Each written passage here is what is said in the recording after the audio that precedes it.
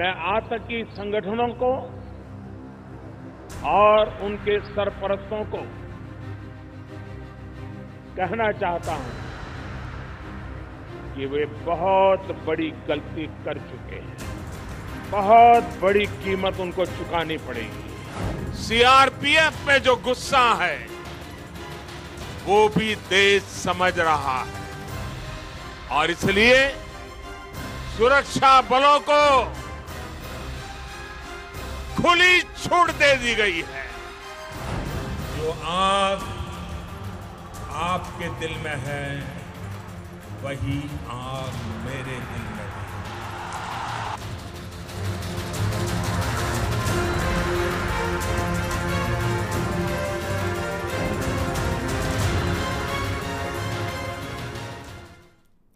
नमस्कार, भारत समाचार देख रहे हैं आप और वक्त हो गया है दोपहर वॉर का। आपके साथ हूं मैं खुशबू मिश्रा। जी हां, तो भारत ने बदला ले लिया है। जो प्रधानमंत्री नरेंद्र मोदी ने वादा किया था देशवासियों से कि जो गलती कर दी है पाकिस्तान ने उसके लिए वो तैयार रहे कहीं ना कहीं, और आज जिस प्रकार का जवाब भारत ने दिया है शायद इससे उबरने में पाकिस्तान को लंबा समय लगेगा। आज इसी बड़ी बात पर करेंगे हम बहस। आप देखते रहिए भारत समाचार।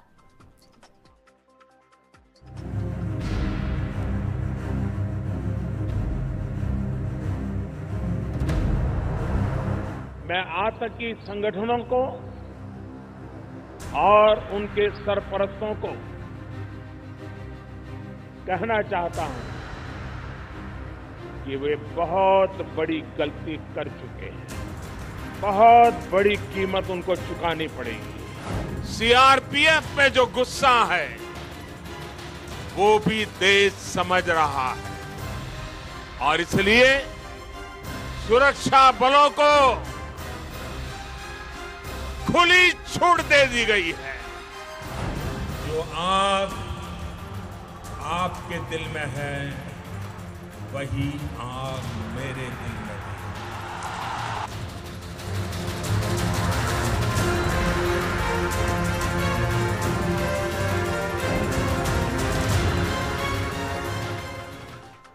जी हां, तो प्रधानमंत्री नरेंद्र मोदी ने कहा था जो आग आपके दिल में है वही आग मेरे दिल में भी है, और कहीं ना कहीं वही आग जब आज बरसा है पाकिस्तान पर तो हम जवाब देने के लिए पूरी तरह से तैयार हैं। ये आज पाकिस्तान को भी पता चल गया होगा। मेरे साथ तमाम गेस्ट हैं। सबसे पहले मैं आपको इंट्रोड्यूस करा दूं, आरपी सिंह है, रिटायर्ड कर्नल हैं।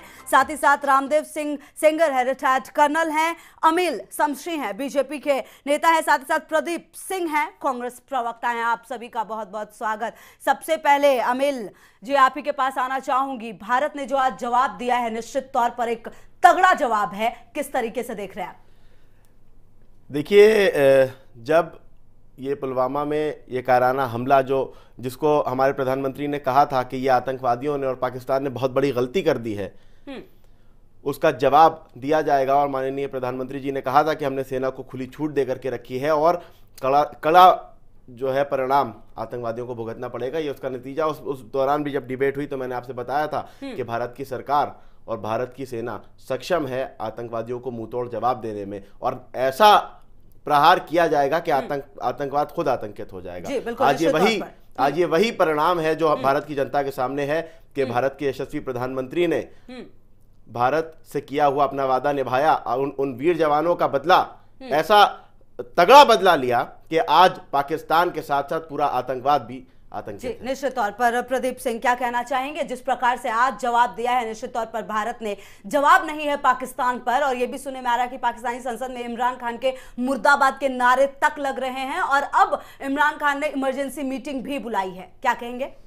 देखिए, कायर पाकिस्तान लगातार इस तरह के प्रयास करता रहा और भारत ने बार बार जो है समझाने के बाद बार बार जवाब दिया, और जब भी जवाब दिया है तो पाकिस्तान की कमर तोड़ दी है। एक बार फिर भारत की सेना ने, को हम सैल्यूट करते हैं, एक बार फिर भारत की सेना ने बताया है कि तुम जब भी तिरछी नजरों से हमारी तरफ देखोगे वो आंख बंद कर दी जाएगी। जो हाथ भारत पर उठेगा वो हाथ झुका दिया जाएगा, और आतंकवाद की कमर तोड़ दी जाएगी। भारतीय सेना ने फिर एक बार दिखाया है अपने पराक्रम को, हम भारतीय सेना को सैल्यूट करते हैं। जी बिल्कुल, निश्चित तौर पर सैल्यूट करने वाली बात भी है, क्योंकि हमें कभी भी शक नहीं रहा भारतीय सेना पर, बस जरूरत थी उन्हें एक मौका देने की और उस मौके को भारतीय सेना ने बिल्कुल दिखा दिया है कि हम कितने ताकतवर हैं। आरपी सिंह रिटायर्ड कर्नल हैं हमारे साथ जुड़े हुए। सिंह साहब, किस तरीके से सर आप इस पूरे घटनाक्रम को देखते हैं? देखिए, ये भी कहा जा रहा है कि 70 सालों में ऐसा पहली बार हुआ है कि पीओके में घुसकर जो भारतीय मतलब वायुसेना है उन्होंने इस तरह का जवाब दिया है पाकिस्तान को। देखिए, पहली बात तो ये जवाब नहीं दिया है जी, ये वार्निंग दिया है, ये वार्निंग शॉट है, जवाब नहीं दिया है। और भारतीय सेना ने दिवंगत 40 लोगों के लिए आज उनके 13वीं के ऊपर एक सम्मान दिया है। आज अगर आज का दिन देखेंगे तो आज 13वीं का दिन है, जो लोग शहीद हुए हैं उनके लिए एक सम्मान का दिन है और ये सम्मान उनको भारतीय सेना ने दिया है।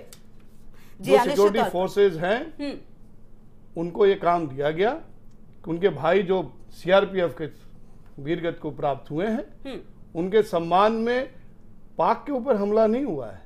वार्निंग दी गई पीओके में, पाकिस्तान ऑक्युपाइड कश्मीर जो कि हमारा हिस्सा है और जो कि पाकिस्तान ने अभी तक माना नहीं है कि वहां पे कोई आतंकवादी कैंप है।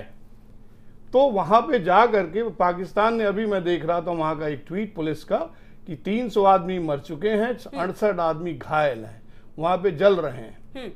ये देश को नहीं बल्कि पूरे अंतर्राष्ट्रीय तौर पे ये जाहिर कर दिया गया कि वहां पे इतने लोग किसी हिल टॉप के ऊपर एक अपना कैंप बनाए हुए थे जहां पे सुसाइड बॉम्बर तैयार किए जा रहे थे और उनको कश्मीरी जो कि हमारे भाई बंद है उनको मारा जा रहा था, बिल्कुल उनको समाप्त किया जा रहा था। तो उनकी जड़ों को खत्म करने के लिए भारतीय सरकार ने काम किया है। जी, निश्चित तौर पर आरपी सिंह साहब आपके पास वापस आऊंगे। रामदेव सिंह सेंगर भी हमारे साथ जुड़े हुए हैं, रिटायर्ड कर्नल हैं। आप किस तरीके से इस पूरे घटनाक्रम को देखते हैं? और देखिए सर, सबसे बड़ी चीज एक ये भी है कि जब इंडिया ने मतलब कि ये हमला किया है तो कहीं ना कहीं ये ध्यान रखा है कि ना सिविलियंस मरे और साथ ही साथ पाकिस्तानी फौज को भी इससे अलग रखा गया। मतलब एक पूरा मैसेज है कि हम आतंकवाद कहीं से भी बर्दाश्त नहीं करेंगे। देखिए, IAF डिड ट्रेमेंडस जॉब। इसकी जितनी तारीफ की जाए वो बहुत कम होगी। डिस्पाइट पाकिस्तान के डिफेंस फोर्सेस पिछले 10 दिन से ऑक्यूपाई करके बैठे थे कि हिंदुस्तान के वजीर आजम ने जो कहा है वो करके दिखाएंगे, और ये हकीकत में आज उन्होंने करके दिखा दिया है। जैसे आपने कहा कि इंडियन आर्मी कुछ भी कर सकती है, बिल्कुल सत्य है कि इंडियन आर्मी कुछ भी कर सकती है। हमने आपके डिबेट में कहा था कि जब पॉलिटिकल लीडरशिप अपने विल पावर का इस्तेमाल करेगी उसी दिन इसका रिजल्ट आ जाएगा।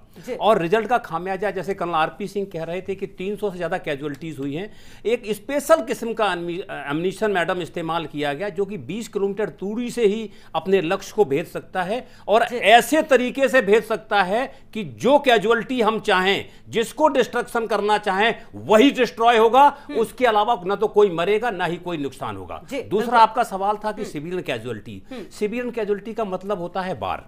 अगर हम सेना के ऊपर हथियार उठाते तो बार। प्रधानमंत्री जी ने कहा, हम सैनिक हमेशा कहते हैं कि हमारी पाकिस्तान से कोई वो दुश्मनी नहीं है, कोई लेना देना नहीं है, लेकिन जो टेररिस्ट अड्डे चल रहे हैं उनको नेस्तनाबूद करना हमारी जिम्मेवारी है। आज 3 अड्डे मैडम नेस्तनाबूद हुए हैं, बड़ी खुशी की बात है। लेकिन मैंने पहले भी वार्निंग दी थी, चीफ ऑफ आर्मी स्टाफ ने भी कहा कि 30 से ज्यादा कैंप चल रहे हैं, उन कैंपों को बारी बारी से डिस्ट्रॉय करने की आवश्यकता है, क्योंकि ये जैसे कर्नल आरपी कह रहे हैं कि वार्निंग शॉट है और वार्निंग शॉट के बाद पनिशमेंट अभी बाकी है। और पाकिस्तान को ये समझना चाहिए, उसके आकाओं को समझना चाहिए, ISI को समझना चाहिए कि हिंदुस्तान की कैपेबिलिटी ये तब है जब तुम 7 दिन से हमारे ऊपर नजर रखे हुए हो। और आज एयरफोर्स ने अपनी ताकत दिखा दी, इंडियन आर्मी ने ताकत दिखा दी, रिटेलिएशन आएगा, जवाब भी देंगे। जी, निश्चित तौर पर अमिल जी आपके पास आना चाहूंगी। देखिए, जिस प्रकार से MEA ने जब प्रेस कॉन्फ्रेंस की तो उन्होंने ये बात, बहुत महत्वपूर्ण बात कही कि जैश और भी आतंकवादी घटनाओं को प्लान कर रहा था, ऐसे में बदला लेना बहुत जरूरी हो गया था और ये जवाबी कार्रवाई करना बहुत जरूरी हो गया था। मतलब आप समझिए कि गुस्ताखी किस हद तक बढ़ी हुई है। एक तरफ हमारे इतने जवान शहीद हुए हैं, बावजूद उसके भी उनकी हिमाकत है कि वो अगला भी प्लान कर रहे थे और ऐसे में जवाब देना बहुत जरूरी हो गया था। देखिए, जवाब देना तो जरूरी था। जवाब देना हर कीमत इसलिए जरूरी था क्योंकि भारत के सब्र का बांध अब टूट चुका था। जी बिल्कुल। आतंकवाद से पूरा विश्व पीड़ित है, पूरा विश्व आतंकवाद से परेशान है। और जो जैसा कि अभी कर्नल साहब ने बताया कि ये एक वार्निंग है जी। और पनिशमेंट जो होगी वो पनिशमेंट ये होगी कि विश्व से आतंकवाद का खात्मा, विश्व ये जो जंग माननीय मोदी जी ने शुरू की है आतंकवाद के खिलाफ, ये आतंकवाद के कफन में आखिरी कील बनेगी। और ये ऐसे जैसे मोहम्मद हो या ऐसे चाहे जितने भी कायर आतंकवादी संगठन हो, इन सब का खात्मा ही इनका पनिशमेंट है। और जो इनको संरक्षण दे रहे हैं, ये चेतावनी उनको भी है कि हमारी लड़ाई किसी मुल्क से नहीं है, हमारी लड़ाई किसी वर्ग से नहीं है, हमारी लड़ाई आतंकवाद से है। और आतंकवाद के साथ साथ आतंकवाद का साथ देने वाले, आतंकवाद को संरक्षण देने वाले, वो भी इस वार्निंग को समझें और जाने कि जो गलतियां उन्होंने की हैं उसको सुधार लें। और ये जो आपने बताया कि जो प्लानिंग कर रहे थे कि आगे और भी करेंगे, तो अब उनको समझ में आ गया कि उन्होंने आंख किधर उठा के देखी। उन्होंने आंख हमारी भारत मां की तरफ उठा करके देखी, और जैसे ही आंख उठाई, भारत के 125 करोड़ भारतीय एक होकर के खड़े हो गए और उन्होंने अपनी ताकत बता दी। और भारतीय सेना ने भी अपनी ताकत बता दी कि भारत की सरकार और भारत की सेना आतंकवादियों को मुंहतोड़ जवाब देने में पूरी तरह सक्षम है। जी बिल्कुल, निश्चित तौर पर सक्षम है, तभी आज जाकर ये कार्रवाई हुई। और निश्चित तौर पर आज हर भारतीय एक सुकून समझ रहा होगा कि किस प्रकार से हमारे जवानों को, जिस प्रकार से शहीद हुए हमारे जवान, उनकी शहादत बेकार नहीं गई है। और कहीं ना कहीं एक ऐसा जवाब है जिसका इंतजार, जिसके लिए शायद पाकिस्तान ने सोचा भी नहीं होगा। आरपी सिंह साहब, आपके पास आना चाहूंगी। आप जिस तरह की देखिए पूरी वारदात हुई है, जिस प्रकार से भारत ने जवाब दिया है, पाकिस्तान क्या कुछ समझ सकता है? क्योंकि भारत में भी हाई अलर्ट कर दिया गया है, चाहे बात एलओसीज की करें या फिर जितनी भी इमरजेंसीज, मतलब जो डेलिकेट जगह है, सबको बता दिया गया है कि कुछ भी हो सकता है। तो किस प्रकार से भारत अब और आगे के लिए देखेगा, प्रिपेयर रहेगा? देखिए, पाकिस्तान को तो उसी समय इल्म था कि भारत कुछ करेगा। अगर आपने 2-3 दिन पहले सुना होगा तो ऑलरेडी उन्होंने उनके चीफ एयर फोर्स के, पाकिस्तान एयर फोर्स के air chief, army chief borders पे थे। पीस स्टेशन से उनके आर्मी मूव कर चुकी थी। दूसरी बात ये, इमरान खान ने पहले कुछ दिन पहले साथ भीख मांग लिया कि मुझे एक मौका दिया जाए। जी बिल्कुल। तो आप समझ आइए कि उनकी हालत क्या है। वो पाकिस्तान जानता है कि इंडिया कितना बड़ा मुल्क है। आतंकवाद के फेवर में कोई भी नेशन उनके साथ नहीं आएगा, ना अमेरिका आएगा, ना चाइना आएगा। रही बात इंडिया की, इंडिया के लिए हमारे पास 10 मॉड्यूल्स पड़े हुए हैं। इंडियन आर्मी मूव नहीं की है, शांति क्षेत्रों में बैठी हुई है। हम लोगों के पास मॉड्यूल्स हैं, module A, B, C, D. और क्योंकि इनकी जो नाजायज हरकतें हैं पता है जी। और उस मॉड्यूल्स को अभी हमने बताया ना आपको, वार्निंग मारी है। अभी मूवमेंट्स नहीं हो रहे हैं, अभी आर्मी की छुट्टियां बंद नहीं हुई हैं, ठीक है जी। पहले से ही हमने, आपने अगर देखा होगा 2-3 दिन पहले 1000 पुलिस फोर्सेस JNK में भेजी जा चुकी है ऑलरेडी। वहां पे जो जिस लेवल पे कार्रवाई होनी चाहिए, एक आर्मी कमांडर के लेवल पे उधमपुर में कार्रवाई हो चुकी होगी, इसकी कोई वो नहीं है। रही बात बॉर्डर पे जो सतर्कता है, भुज में ऑलरेडी इनके एक ड्रोन को हटा दिया गया है। F-16 विमान को जो रेकी पे थे उनको भगा दिया गया है। अगर उन्होंने डायर कोई भी एक्शन लिया तो समझ लीजिए ये तो प्रिएम्प्टिव चीजें पहले से बता दी गई, वार्निंग दे दी गई, अगर तुमने कुछ किया हम उससे ज्यादा करेंगे। और मुजफ्फर, ये जो पहले के इनके प्रेसिडेंट थे जनरल मुजफ्फर, उन्होंने भी एक्सेप्ट किया है, अगर तुमने एक न्यूक्लियर छोड़ा तो इंडिया ने 10 न्यूक्लियर छोड़ेंगे। तौर पर तो सक्षम कितनी है भारतीय सेना, और जो तमाम चीजें हैं वो पाकिस्तान में बैठे लोग भी समझते हैं। कहीं ना कहीं डर तो बिल्कुल है। देखिए, क्योंकि कल ही हम बात कर रहे थे कि किस प्रकार से पाकिस्तान अब भीख मांग रहा है कि हमें शांति के लिए एक मौका दे दो, लेकिन बावजूद उसके प्रधानमंत्री नरेंद्र मोदी ने और भारतीय सेना ने बता दिया है कि हम हर चीज बर्दाश्त कर सकते हैं, लेकिन अपने देश पर आतंक बिल्कुल बर्दाश्त नहीं कर सकते। प्रदीप जी, देखिए, जो भारतीय सेना ने निश्चित तौर पर मैसेज दिया है वो कहीं ना कहीं बहुत स्ट्रांग मैसेज गया है। तो कहीं ना कहीं आप इसे, जो राजनीतिक सफलता है, देखिए जो एक शासन में बैठे हुए लोग हैं, कहीं ना कहीं उन्होंने ही छूट दी है, उन्होंने एक रास्ता बनाया है, उसके बाद ही भारतीय सेना, ऐसा तो होगा नहीं सर कि देखिए भारतीय सेना ने अपने आप ये कर दिया है। तो कहीं ना कहीं इसकी सफलता मानते हैं?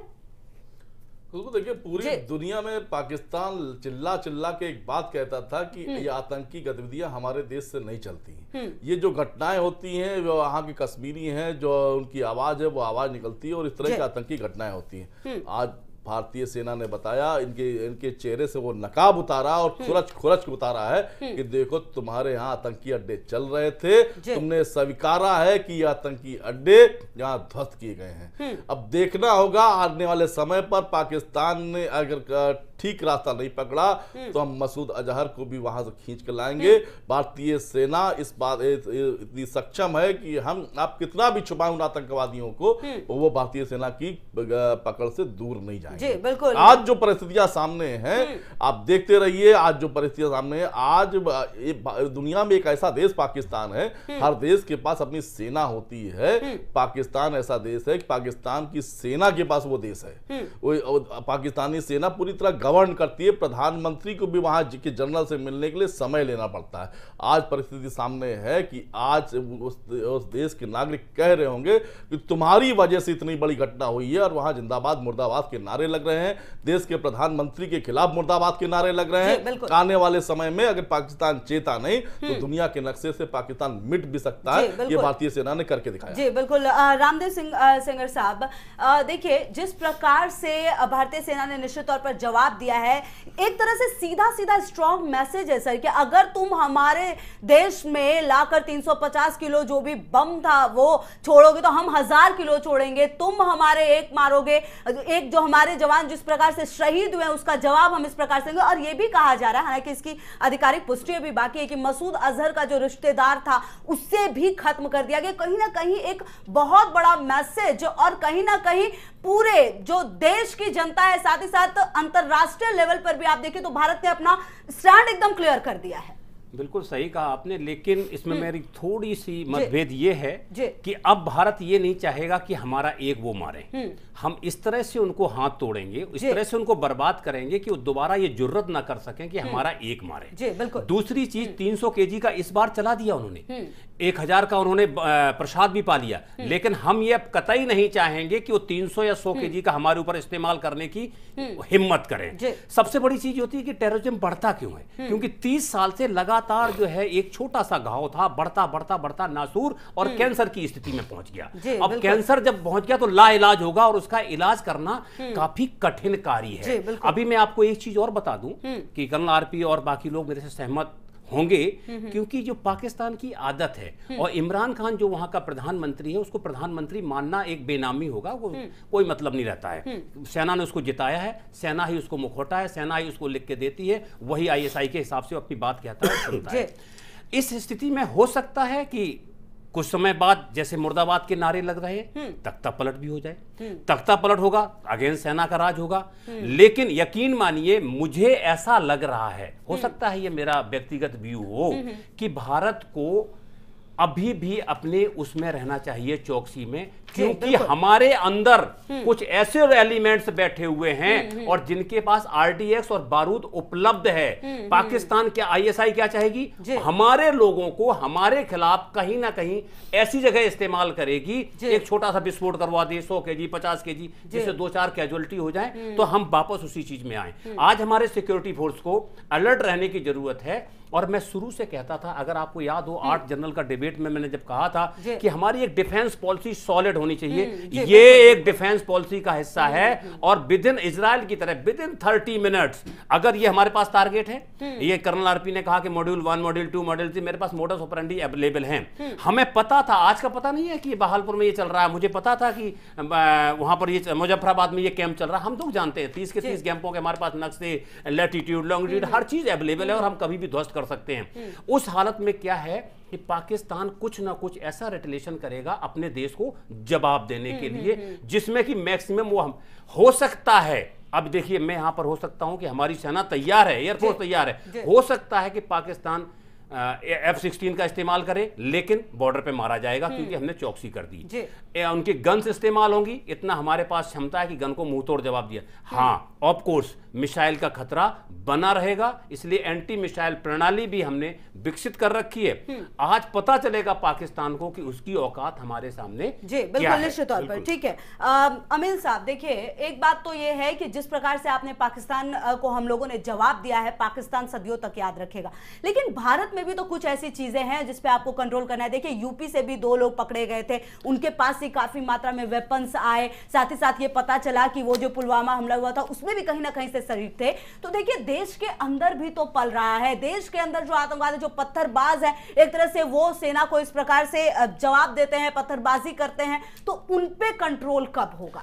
देखिए बिल्कुल, अभी आपने जो सवाल किया ये मैं आपसे कहूंगा कि बिल्कुल मेरे मुंह की बात आपने कह दी। अभी मैंने एक पॉइंट बनाया था, मैं उसी पॉइंट पर बात करने वाला था। वो पॉइंट एकदम यही था कि भारत की सरकार और भारतीय सेना सरहद के पार बैठे आतंकवादियों के साथ साथ हमारे यहां अंदर घुस के बैठे आतंकवादियों और गद्दारों पर भी पूरा प्रहार करने की तैयारी में है। और देखिए आमिल साहब, ठीक है, आप ही जवाब दीजिएगा, कंटिन्यू कीजिएगा। मेरा एक सवाल और बनता है, जैसे कि देखिए मुफ्ती जैसी जो मतलब जनप्रतिनिधि हैं, जब उनकी तरफ से ये कहा जाता है कि अगर आप आर्टिकल 37A हटा लेंगे तो कश्मीर में हो सकता है झंडा बदल जाए तिरंगा, तो इस तरह की जब बातें सामने आएंगी तो फिर कैसे देखेंगे सर इसे? कहीं ना कहीं नेगेटिव तो जाता है ना? देखिए बिल्कुल भी नेगेटिव नहीं जाता। ये जो लोग जो इस तरह के बयान दे रहे हैं वो अपनी मानसिकता और अपनी जिसको कह सकते हैं ना कि अपने जो उनके अंदर जो अंदर से वो हैं, जो उनके नकाब के पीछे वो हैं, वो उजागर कर रहे हैं। ये 35A हो चाहे धारा 370 हो, ये कश्मीर से हटेगी और इसको हटना है, क्योंकि भारत के टैक्स पेयर के पैसे से 80,000 करोड़ का पैकेज अगर कश्मीर में जाता है तो वहां भारतीयों को वहां पर जमीन खरीदने की भी इजाजत होनी चाहिए, और बिल्कुल होगी। और दूसरी चीज ये कि इस तरह के गद्दार जो भी हैं देश के अंदर मखौटे लगा करके बैठे हैं, चाहे वो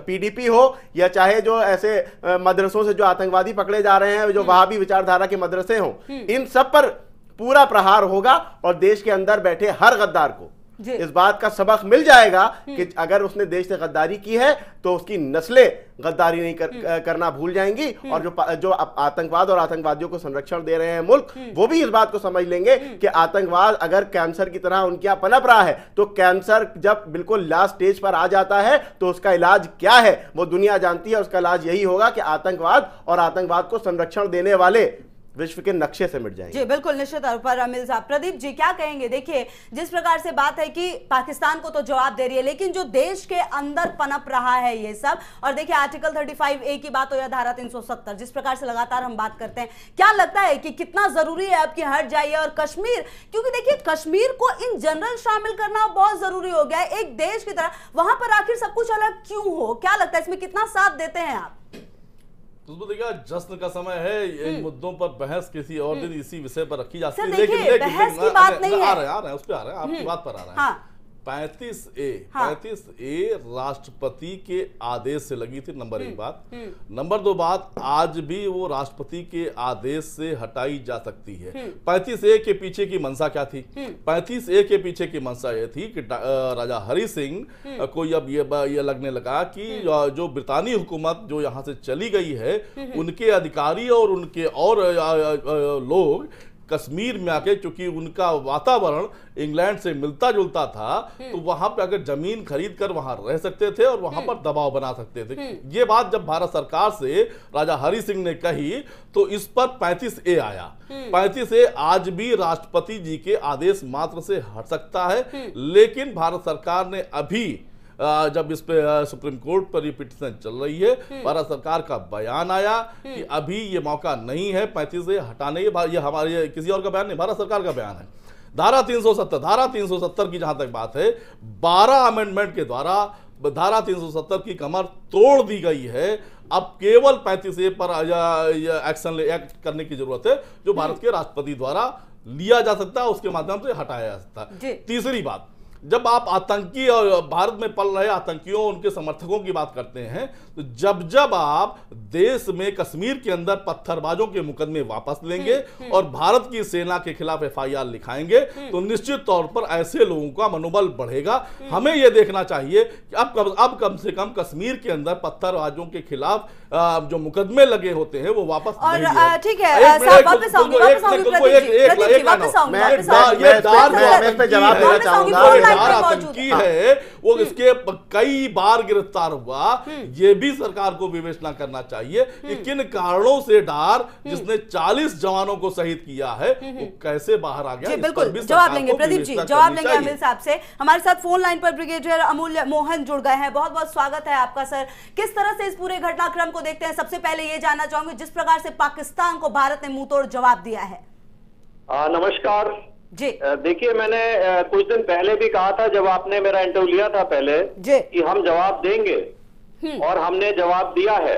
कुछ समय लगा है, और कल माननीय प्रधानमंत्री जी, आपको याद है, राष्ट्रीय स्मारक का इनॉग्रेशन करके आगे गए, और मुझे पूरी उम्मीद है कि वहां से सीधे ऑपरेशन रूम में गए हैं जी। और हमारी air force supported by army has given benefitting reply to Pakistan. जी निश्चित तौर पर। और ब्रिगेडियर साहब ये भी बात है, देखिए सर, कि F-16 ने जो पाकिस्तान की तरफ से आया था विमान, उसने कोशिश भी की, लेकिन भारत की क्षमता देखकर, जो मिराज 2000 उसकी क्षमता देखकर ही वो वापस चले गए।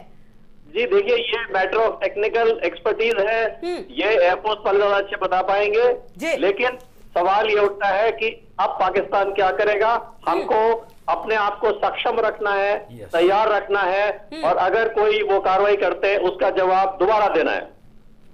जी बिल्कुल। और अमूल्य साहब, जिस प्रकार से सर ये पूरी कार्रवाई हुई है, अंतरराष्ट्रीय स्तर पर किस प्रकार से देखते हैं सर? आपका सवाल बहुत सही है। अमेरिका के प्रेसिडेंट साहब ने पहले ही कह दिया था कि भारत को पूरी छूट है इसका जवाब देने में, और जहां तक चीन का सवाल है वो पाकिस्तान के साथ है, ये हमको मालूम है, लेकिन इस समय वो लोग कोई इसका जवाब देने के लिए पाकिस्तान को नहीं कह सकते, क्योंकि हमने कार्रवाई उनके टेररिस्ट कैंप पे की है। जी बिल्कुल। और अमूल्य साहब, देखिए ब्रिगेडियर साहब, ये भी तय है कि जिस प्रकार से भारत ने अंदर घुसकर पीओके में ये वार किया है, मतलब साफ है कि हम लोग बिल्कुल तैयार हैं और किसी भी परिस्थिति में लड़ने के लिए बिल्कुल सक्षम। जी बिल्कुल ठीक। ये हमारी जो भारतीय सेनाएं हैं, तीनों अंग हैं, वो बिल्कुल तैयार होंगे। हमें उम्मीद है कि अगर कोई और कार्रवाई हुई तो उसका भी मुंह तोड़ जवाब दिया जाएगा। जी बिल्कुल। और ब्रिगेडियर साहब, एक बात ये भी आपसे जानना चाहूंगी कि जिस प्रकार से देखिए अंतरराष्ट्रीय स्तर पर अगर हम इसकी बात करें तो लगातार ये बात हुई, सबने निंदा जरूर की, लेकिन भारत ने जवाब खुद ही दिया है और ये मैसेज दे दिया है कि हम पर अगर कोई हमला होगा तो हम उसका जवाब देने के लिए सक्षम है, विदाउट एनी सिटीजन, जो भी थे उनकी कैजुअलिटी के बिना। बिल्कुल ठीक कहा आपने। और हमारी जो भी कार्रवाई हुई है वो बहुत ही सोचे समझे प्लान के हिसाब से हुई है, इंटेलिजेंस लेकर की गई है, और मुझे उम्मीद है कि हमारी एयरफोर्स ने बहुत अच्छा काम किया, उनको हम शत नमन करते हैं। जी बिल्कुल। और देखिए साहब, ब्रिगेडियर साहब, मिराज अगर 2000 अंदर घुसकर अगर गया है और ये हालत कर दी है, तो जो हमारा सुखोई और राफेल है वो अंदर जाएगा तो क्या कुछ हो सकता है? जी बिल्कुल ठीक। ये अभी हमको देखना पड़ेगा, हम लोग और क्या करने के तैयारी में हैं, और हम पूरी तरह से सक्षम हैं, ये आपको मैं भरोसा देना चाहता हूं। जी बिल्कुल। साहब, ब्रिगेडियर साहब, एक सवाल और भी है कि भारतीय वायुसेना और पाकिस्तानी वायुसेना एक तरह से हम कह सकते हैं कि बिल्कुल आमने सामने थे, और जिस प्रकार से ताकत दिखाई है, फर्क क्या नजर आता है सर? और पाकिस्तान की जो भी हुई है तमाम बातें, उससे साफ है कि कहीं ना कहीं कितना कमजोर। बहुत बहुत धन्यवाद ब्रिगेडियर साहब हमारे साथ जुड़ने के लिए और इन तमाम जानकारियों के लिए। धन्यवाद। जी हाँ, तो लगातार हमारे साथ देखिए हमारे तमाम गेस्ट मौजूद है। देखिए अमिल साहब, जिस प्रकार से बात हो रही है और जितनी भी चीजें हम देखें कि देखिए एक सवाल ये भी था सचमुच कि जब हमारा मिराज अंदर जाके इस प्रकार के हालात पैदा कर सकता है पाकिस्तान के अंदर कि संसद में इमरान खान मुर्दाबाद के नारे लग रहे हैं, जब हमारा सुखोई और राफेल निकलेगा तो क्या कुछ होगा? देखिए, भारतीय सेना जो कि पूरी तरह से आतंकवाद को और आतंकवादियों के संरक्षकों को मुंह तोड़ जवाब देने में सक्षम है। अभी तो ये जैसा कि अभी कर्नल साहब ने कहा था कि एक वार्निंग थी जी, बिल्कुल। मिराज जहाज जो गए एक वार्निंग देकर के आए और एक साथ में विश्व को ये मैसेज भी दिया कि देखो हम हमारी लड़ाई आतंकवाद से है, हमने आतंकी ठिकानों पर वार किया। पाकिस्तान में इमरान खान मुर्दाबाद के नारे लग रहे हैं, इमरान खान मुर्दाबाद के नारे बिल्कुल ठीक लग रहे हैं वहां पर। पाकिस्तान की सरकार जो कि हमेशा ये कहती आती थी कि आतंकवाद का कोई संरक्षण नहीं दिया, आतंकवाद में हमारा पाकिस्तान के अंदर आतंकवाद को कोई संरक्षण नहीं, कोई आतंकी ठिकाना नहीं, वहां भारतीय सेना ने पॉइंट करके बता दिया कि देखो यहां पर यह बीमारी थी, यहां तुम्हारे क्या पनप रहा था, और अभी तो ये शुरुआत है, आगे और भी मकाम हैं जो आतंकी ठिकाने हैं, सब पर भारतीय सेना वार करेगी। रामदेव सिंगर साहब, ये तो अंगड़ाई है, लड़ाई अभी पूरी बाकी है। कहीं ना कहीं यही मैसेज है और कहीं ना कहीं भारत की क्षमता को अब जिस प्रकार से कोई आकेगा और इस प्रकार की हरकत करेगा तो उसे जवाब देगा भारत, इस तरीके से एक पूरा मैसेज। अब भारत जवाब नहीं देगा, भारत जवाब देते देते थक गया है। 30 साल से हम सिर्फ जवाब दे रहे हैं, एक्शन होता था और हम रिएक्शन करते थे, और बार बार जवाब देने से भी हमारी आदत भी जवाब देने की पड़ गई थी। लेकिन अब वक्त आ गया है, आपके सम्मानित चैनल के माध्यम से देश के जो लोग सुन रहे हैं या हमारे प्रधानमंत्री जी के पास अगर खबर जाती है, हम ये कहना चाहेंगे कि अभी समय आ गया कि हमें जो है रिएक्शन नहीं करना चाहिए। अभी हमें एक ऐसी पॉलिसी का इजाद करना चाहिए, जैसे हमने कहा था एक दिन की हमारे पास टारगेट तैयार है और उन टारगेट को एंगेज करने की हमारी क्षमता है। जब हमारे पास अगर कोई छोटी सी भी गोली आए, कोई जुर्रत करे, तो टारगेट नंबर 1 के ऊपर 4 बम्बार्डमेंट करेंगे और उनका हम स्वाहा कर देंगे। अब स्थिति भारत की ये है, भारत की ताकत तब भी ज्यादा थी, ताकत आज भी वही है, लेकिन विल पावर की कहीं ना कहीं कमी रहती थी, क्षमता नहीं थी कि निर्णय लिया जाए, विश्व बिरादरी से डर रहता था कि कौन हमारे साथ आएगा कौन नहीं आएगा। अब ये समय हम थक गए थे। रही बात न्यूक्लियर की, तो उनके मुशर्रफ साहब ने तो मान ही लिया है कि अगर न्यूक्लियर चलाओगे तो बर्बाद हो जाओगे। तो आज भारतीय सेना, एयरफोर्स, नेवी चौकस है। उम्मीद मैं करता हूं कि हमारी आईबी, रॉ और इंटेलिजेंस एजेंसी भी चौकस होंगी एनएसए के अंडर में, और सारे काम उसी तरह से करेंगे। लेकिन ये चौकसी केवल 3 दिन, 5 दिन और 10 दिन के लिए नहीं है, ये हमें इंटेलिजेंस नेटवर्क हमेशा के लिए बनाना होगा, क्योंकि पाकिस्तान एक ऐसा नासूर है, मरने के बाद, कटने के बाद, रोने के बाद बार बार पलट पलट के कहीं ना कहीं छोटी मोटी पत्थर की कार्रवाई जरूर करेगा। सिंह साहब, आपके पास आना चाहूंगी। देखिए, एक प्रकार से एक प्लेन हाईजैक हुआ था और जो मसूद अजहर, जो कि देखिए भारत की कैद में था, लेकिन उसे निकाला गया एक प्लेन हाईजैक करके, और उसके बाद देखिए उसने वो आतंकी जो संगठन था उसकी तो खैर उसने कर ली थी, जो आतंकी कैंप था, ये कहा जा रहा है कि इस कैंप की स्थापना उसने तभी की जब यहां से वो निकला था, और 2001 का हमला हो संसद पर या और भी जितनी भी हमले थे, मुंबई पे हमले हो, उरी हो, पठानकोट, सब वहीं से होता था, उसे ध्वस्त किया गया है। तो सर, सवाल मेरा यह है, मसूद अजहर जैसे जो आतंकवादी होते हैं, जब उनको पकड़ा जाता है तो इतनी लंबी प्रक्रिया क्यों हो जाती है उनको सजा तक, उस मुकाम तक पहुंचाने में, कि ये मौका मिल जाता है उन्हें छुड़वाने के लिए? देखिए, पहली बात तो मैं ये आपको करेक्ट करना चाहता हूं, आप लोग बदला बदला क्यों कह रहे हैं? कि बदला नहीं है, कोई बदला नहीं है। बाप कहीं बेटे से बदला लेता है? मतलब इंडिया पाकिस्तान से बदला लेगा? वो बच्चा है, 47 में पैदा हुआ है, आप कह रहे हैं बदला ले? बदला नहीं ना, झापड़ मार को सिखा रहा, भाई तू ये कर क्या रहा है, व्हाट यू आर डूइंग। तो ये वार्निंग है, ट्राइंग टू टीच देम कि भैया मत करो, और उनको पता है कि गलत करोगे हम तुम्हारे अंदर तक आके मारेंगे। रही बात ये कि आपने उसकी बात की, मसूद की, किसने छोड़ा? आपके आज 47 से आज का दिन है 2019, कोई भी आपके पास इंडिया की कोई सिक्योरिटी पॉलिसी है या नहीं है?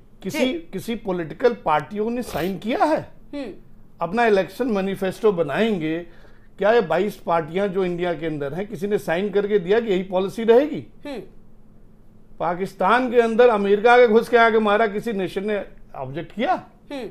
तो इंडिया जब काम ये कर रहा है, कोई नेशन ने ये काम कर रहा है, तो प्लीज सिक्योरिटी किसी पार्टी की देन नहीं होती, पार्टियों में लचरपन होना नहीं चाहिए और सीधे जाना चाहिए, किसी पार्टी की हो। और उस लचरपन को अगर आप रखेंगे, अगर आप अपने पड़ोसी के साथ लचरपन रखेंगे, इंडिया ने डिफेंसिव पॉलिसी बनाई थी, लेकिन कोई यहाँ पे ऑफेंसिव पॉलिसी नहीं बनाता। एक सिंपल सा तरीका है भैया, ऑफेंसिव डिफेंस बनाओ। Offensive defence is the rare thing. जैसे हम पड़ोसी हैं, आओ मेरे घर के सामने गाड़ी पार करो, मैं बताता हूँ, आओ ठेला लगाओ। अभी क्या है, अगर यहाँ की सिक्योरिटी वाले ही अलाउ करते हैं, प्लीज डू दिस। दूसरी बात, जो शासन में होते हैं, आज की कहानी है, भारत की हिस्ट्री उठा के पढ़ लीजिए, medieval history, old history. Jaichand बहुत पैदा हुए हैं, अभी जयचंद बहुत घूम रहे हैं, क्योंकि गद्दी पे बैठना है। तो जयचंद लोग यहाँ पे पनपते हैं, उनको सह दी जाती है, उनसे पनाह मिलती है और ये सब कार्य होती है। जी बिल्कुल निश्चित। आज के जो एनएसए हैं उनको अच्छी तरह से पता है, he was the boss that time, जब जैसे मोहम्मद को छोड़ा गया। जी बिल्कुल। क्यों छोड़ा गया? he was the one who had the Kandahar, वहीं गए थे उनको मीडिएट करने के लिए। जी बिल्कुल। तो ये दोनों की चेस गेम अब चल रही है, लेट्स सी अभी क्या होता है आगे। जी बिल्कुल, निश्चित तौर पर देखना तो होगा ही कि किस प्रकार से कार्यवाही अब आगे करता है भारत, क्योंकि देखिए कहीं ना कहीं अब जरूरत इस बात की भी आन पड़ी है कि जो पॉलिसीज हैं उसमें भी बदलाव हो, क्योंकि मसूद अजहर जैसे आतंकवादियों को छुड़वाने के लिए अगर विमानों का इस प्रकार से कैप्चर किया जाएगा तो कहीं ना कहीं पॉलिसीज पे भी सवाल उठते हैं, क्योंकि मसूद अजहर जैसे जो नासूर थे आज कैंसर बन चुके हैं और उससे भी कहीं ज्यादा खतरनाक बन चुके हैं। रुक ले बस एक छोटे से ब्रेक के लिए, लगातार चर्चा जारी है, आप देखते रहिए भारत समाचार।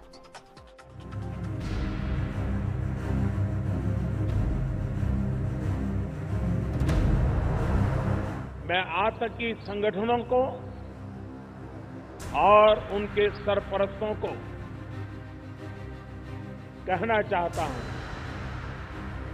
कि वे बहुत बड़ी गलती कर चुके हैं, बहुत बड़ी कीमत उनको चुकानी पड़ेगी। सीआरपीएफ में जो गुस्सा है वो भी देश समझ रहा है और इसलिए सुरक्षा बलों को खुली छूट दे दी गई है। जो आग आपके दिल में है वही आग मेरे दिल में